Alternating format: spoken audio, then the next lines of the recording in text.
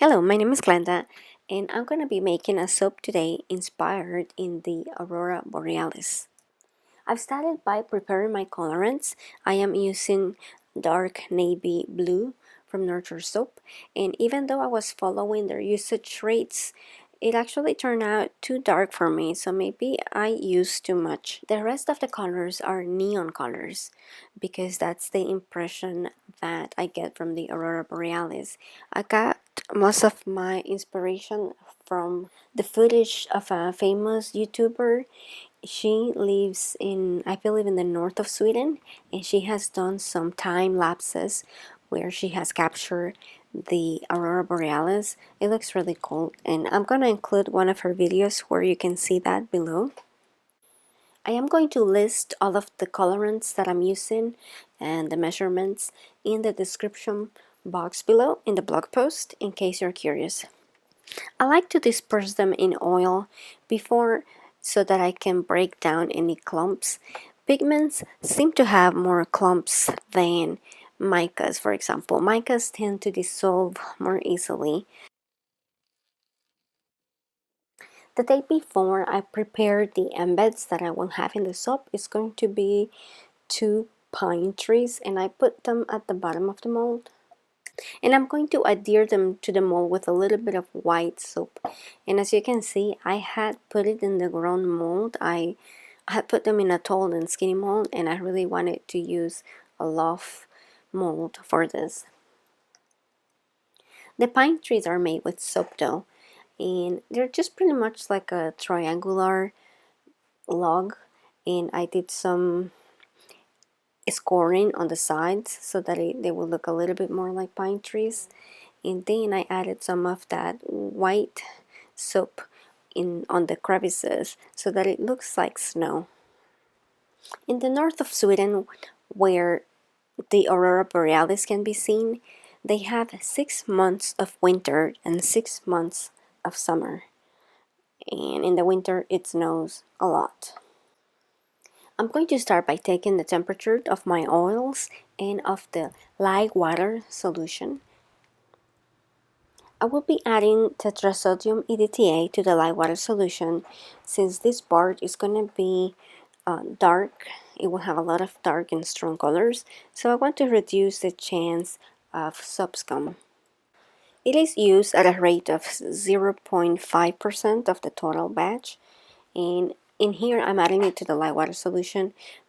However, I have since learned that it is best to mix it with water and then add it to the oils in lye water solution once they're mixed. After it looks like it's dissolved, I add the lye water solution to the oils, and I'm going to stir it for about a minute or so.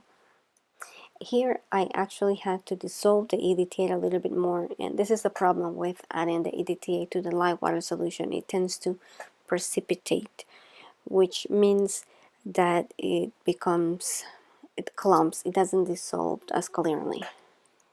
I have here some chopped white soap that I will be adding to the mix so that it resembles stars.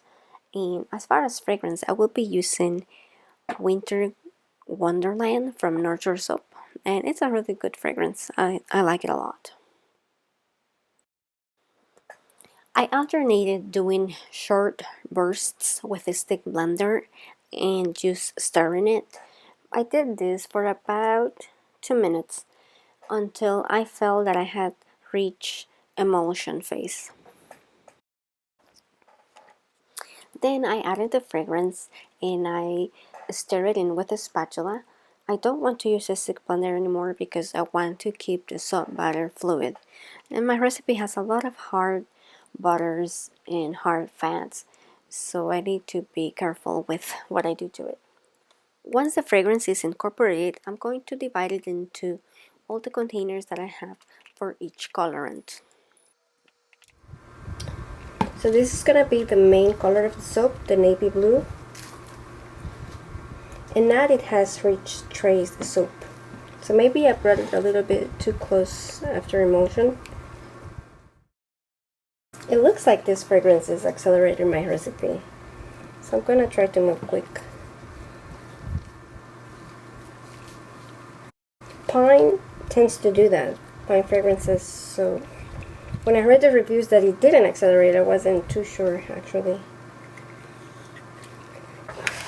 The reviews for this mica says that to achieve a true navy blue, you need to have a really white base recipe.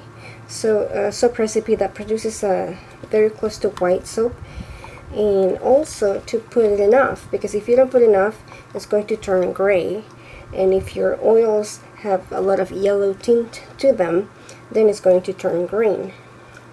At least so far it does look navy blue, and I'm going to stick blend it just a little bit to make sure this is well distributed.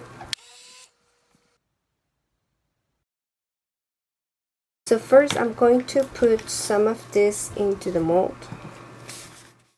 Another name for Aurora Borealis is the Northern Lights, and they are a result of collisions between gas particles in the atmosphere with charged particles from the sun's atmosphere. The most common color for them is yellow or green because that is a reaction with oxygen particles. However, blues or reds can be seen. Blues are if they're reacting with nitrogen. The pink neon pigment that I have here is from Nurture Soap, and this is their old formulation. They have since changed it, and I hope that the new one is better because this one did change to like an orange color after. My soap batter is getting thicker, so it is not really ideal for what I had in mind.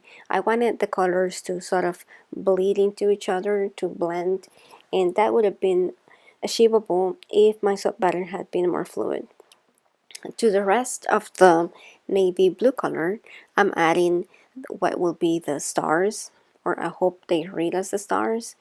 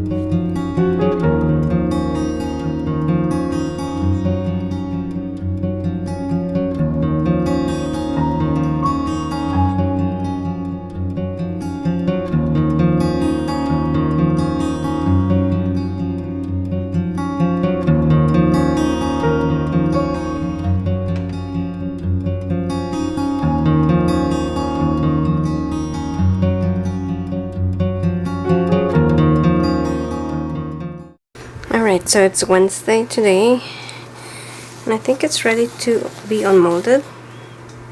I put it on the freezer for a couple hours just to make sure that I don't mess it up. So I'm gonna let it thaw out a little bit before I attempt to cut it. Unfortunately, I don't have good footage of the cutting because I broke the wire in my single wire cutter and I had to replace it in between. I did take pictures of them though, and I'm going to post them next. And I also took pictures under UV light to see if any of the neon was visible. Thank you for joining me this week, and hopefully I'll see you next.